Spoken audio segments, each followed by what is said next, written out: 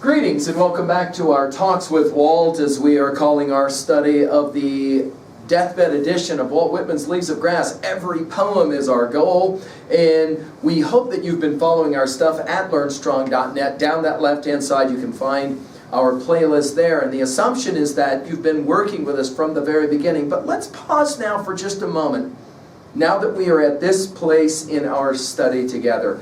And let's just reflect on where we've been and where we're going. And I'm going to entitle this little mini lecture as Leaves of Grass, Walt Whitman's attempt at the new American Bible. Now I realize that's kind of an extreme thing to say.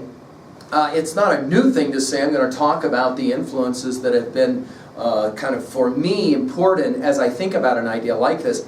But let's just pause and think about where we've been. First of all, we started with some introductory lectures, and you'll find those again at learnstrong.net, down that left-hand side on that playlist, where you'll remember that we introduced the concept of how we would be approaching each of these poems, studying what we call our big five. What does the text say about epistemology, what you can know, ontology, who you are, psychology, the study of the individual mind, sociology, the study of the collective mind, and then finally the question of theodicy. And in room 303, this big five is for us always important, with that fifth one. Why is there pain and suffering in the world? And of course Whitman knew a whole lot about the pain and the suffering of his time, and he tried to address it in many ways in Leaves of Grass. We then talked about in those intro lectures the different kinds of prisms, the P words, as we were looking at Whitman.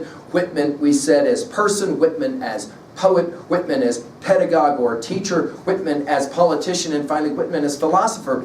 But I want to argue now that we could have added another P, and that is Whitman as priest. That is to say, Whitman was deeply, deeply influenced by the King James 1611 version of the Bible. We've talked about this already a number of times, and it's clear that when you look at the deathbed edition of Leaves of Grass, even the way that it's laid out, that Whitman might have had an interesting kind of plan as he looked at his Leaves of Grass as a kind of new American Bible. Now, from the intro lectures, just to reflect, we went with the 24 poems of inscriptions, then the 19 sections of starting from Paumanok, the 52 sections or poems of Song of Myself, the 16 poems of Children of Adam, and then finally the 39 poems of Calamus. Obviously we gave some introductory lectures as well. If you're counting, that's right at 150 poems or sections of poems to take us to where we are right now. And let me just pause and say to you, for those of you who purchased your copy of Leaves of Grass, as I hope that you all have, and you've been following along, annotating, reflecting, going back into the earlier poems,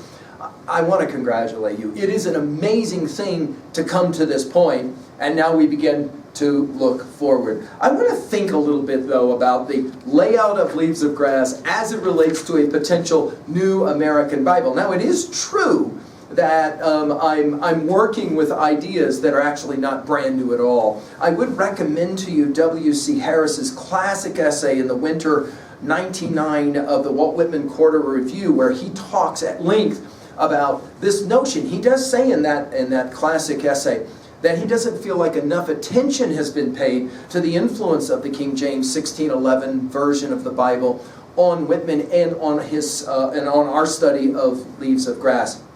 So influenced was Whitman by that 1611 King James version of the Bible. And at learnstrong.net we've given lectures on the KJV elsewhere, so I'm not going to get into that now with you. But I do want to comment on the way in which the final edition, the deathbed edition as we'll call it, of 1892, is in some ways laid out like the King James version of the Bible. Think about this. The first 150 texts that we've worked with, call them poems, call them sections of poems, however you want to, in some ways mirrors what we would consider, if we picked up the Bible, those opening 5 important Pentateuch chapters or books or sections. The Torah is sometimes referred to, that is to say Genesis, Exodus, Leviticus, Numbers, and Deuteronomy. That idea that there's some kind of formation that's happening, so that when we begin with inscriptions and we end with Calamus, clearly Whitman is putting together some kind of an incredible creative project, which then brings us now to what I'm going to call the Psalms section of Leaves of Grass. The song sections, many have argued the 23rd Psalm of the of the collection of Leaves of Grass has to be Song of the Open Road, a poem that is very important to us in 303. We'll obviously get to it. I just want to remind you that in the 1855 preface, and we've given a lecture on this already, he called his collection of poems the Great Psalm of the Republic.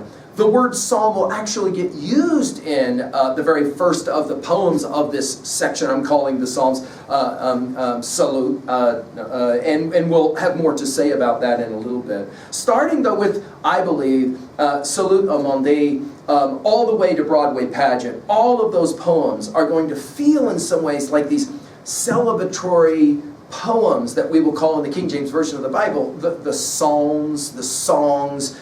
And in some ways, I mean, if you pick up the King James Version of the Bible, as we've said in prior lectures, and you just open at random to the middle, often you will in fact hit the very psalms that we're speaking of. I think you play the same game here in Leaves of Grass, and I think Whitman might have been very intentional by the end to say, you know what, I'm going to put all of my songs kind of together, so that by the time you're finished with Broadway Pageant, you have to marvel at the optimism, the sure joy of his song. And of course, we've commented many times from I Hear America Singing in the inscriptions, all the way up through Song of Myself, of the musical quality.